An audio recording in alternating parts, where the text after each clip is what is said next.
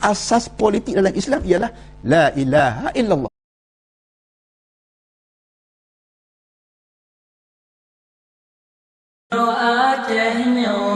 Acehnya serama Mekah, nang meduah kentat agama, letak ulama tungku didaya, pegang syariah hukum agama. Sedetan hati jinut roh gunda, agama Allah ya Allah lagi karule. Basang Acehnya lagi kabija, han muho arah kafe pedoda. Dum anak bangsa lah bangsa relah aqidah, kemusuh Allah ya Allah gepemulia.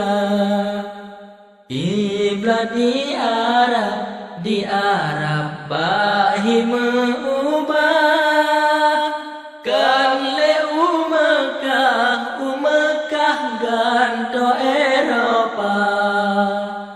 Sedetan hati lam hati wadah tak ingat, rakyat melarat berkat hana.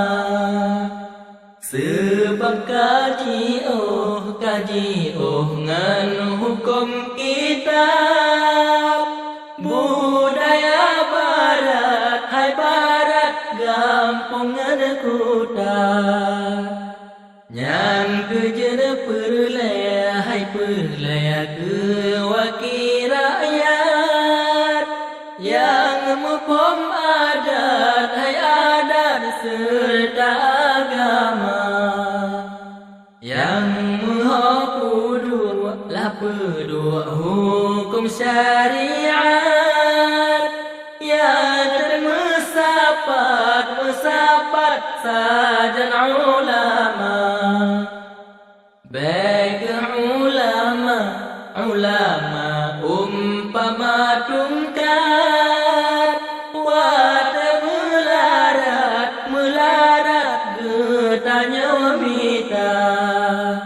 Saat musibah kajen kerahmat, ke pulam tungkat ke pelampayah.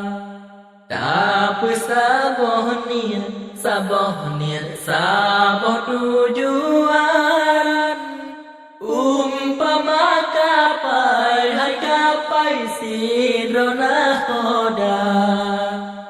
Hukum syariat beta pekaram, tanya pejuang. ونمزق الطاغوت والكفر بجهادنا بعزيمة جبارة كبرى بجهادنا وإرادة لا تعرف القهر بجهادنا بعزيمة جبارة كبرى بجهادنا وإرادة لا تعرف القهر بجهادنا وإرادة لا تعرف القهر بجهادنا